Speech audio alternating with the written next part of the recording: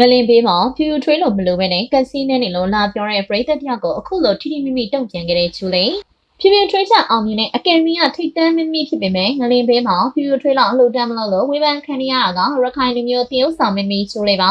မန်ကင်မာလေးချူလေးဟာလူပညာလောကမှာတဟုန်ထိုးအောင်မြင်လာတဲ့ထိတ်တန်းမိမိဖြစ်ခါပြီးခဲ့တဲ့လပိုင်းမှာဘိုးတော်ကင်စကားနဲ့အမျိုးသမီးဇက်ဖို့အကယ်ဒမီစစ်ကိုရရှိထားတာဖြစ်ပါတယ်ဒါအပြင်ချူလေးဟာခုချိန်မှာတော့ရုပ်ရှင်စကားတိုင်းတော်တော်များများမှာပါဝင်တရုတ်ဆောင်နေရတာဖြစ်ပါတယ်။ဒါပေမဲ့မတ်လ28ရက်နေ့ကလှုပ်ခတ်ခဲ့တဲ့ရင်းကလေးဘေးမှာတော့ချူလေးဟာအလူတန်းလှုပ်ဖက်နဲ့ငြိမ်သက်နေခဲ့တာပါ။ချူလေးထက်ဆိုင်ဖြူဖြူထွေးတော်မှာလူရန်နိုင်တာကိုတွေ့ရပါတယ်။ဒါကြောင့်လည်းလူတွေကဝေဖန်ပြစ်တင်နေကြတာပါ။အားလုံးသိကြတဲ့အတိုင်းဖြူဖြူထွေးဆိုရင်နာမည်ကြီးလူပညာရှင်မဟုတ်ဘဲနေရှိုးပွဲတွေလောက်တော့ဈေးပေါ်ပေါ်နဲ့ဖျော်ပြနေရတာဖြစ်ပါတယ်။ဒါပေမဲ့လည်းဖြူဖြူထွေးသူမရသမျှပတ်စံတွေကိုအလူတန်းလုပ်ရတာပါ။ဒါကြောင့်လည်းပရိသတ်တွေကတော့ထိတ်တန်းမင်းမီဖြစ်ပေမဲ့ဖြူဖြူထွေးတော်လူတန်းမလုပ်ဘဲနဲ့ချူလေးကိုဝေဖန်နေကြတာပါ။ဒါကြောင့်လည်းခုခါမှာတော့ဖြူဖြူထွေးအောင်လူတန်းမလုပ်ဘူးဆိုတဲ့ဝေဖန်မှုတွေကိုချူလေးကခုလိုတုံ့ပြန်လိုက်တာပါချူလေးကသူမမှာစူဆောင်းထားတာတွေမရှိကြောင်းရသမျှကိုအိမ်ကျွေးတောင်းကျွေးဆင်ရကြောင်းသူများရဲ့လူပေါ်ပေါ်မြမြလူချင်းမိမိပတ်စံမရှိလို့အကယ်ဒမီကရွှေကျင်တော်မှာဖြုတ်ရောင်းနေရကြောင်းကိုပြတ်တောင်းစွာပြောလာတာပါသူသဖြင့်တော့ချူလေးက